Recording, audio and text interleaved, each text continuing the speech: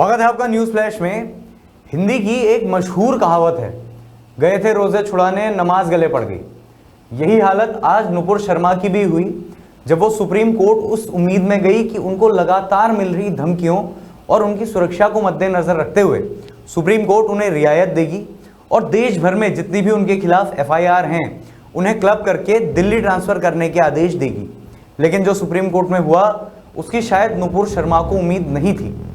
क्या हुआ supreme court ने, क्या सुप्रीम कोर्ट ने आदेश दिए, आइए देखिए हमारे इस खास रिपोर्ट में।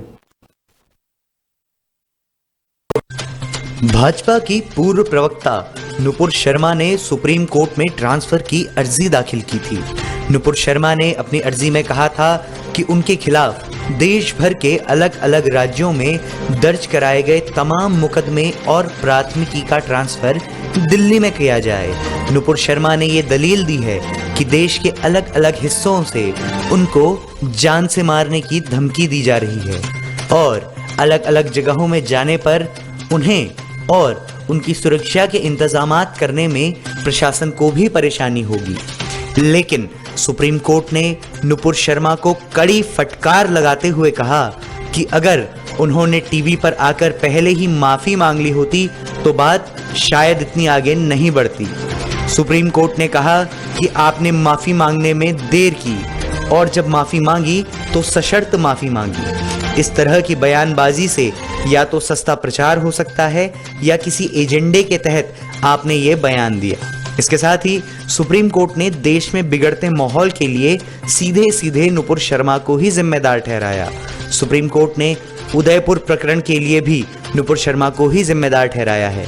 इसके साथ ही सुप्रीम कोर्ट ने नुपुर शर्मा की याचिका को खारिज करते हुए कड़े आदेश दिए कि नुपुर शर्मा पहले टेलीविजन पर आकर बिना किसी शर्त के अपने बयान के लिए माफी मांगे, जिसकी वजह से देश में लगातार दंगे, आगजनी और हत्याकांड हुए हैं। सुप्रीम कोर्ट ने दिल्ली पुलिस को भी फटकारते हुए कहा कि जब किसी और के खिलाफ एफआईआर दर्ज होती है तो आप उसे तुरंत गिरफ्तार करते हैं, लेकिन नुपुर शर्मा के खिलाफ इतनी सारी एफआईआर होने पर भी आपने उनके लिए रेड कारपेट बिछा कर रखा।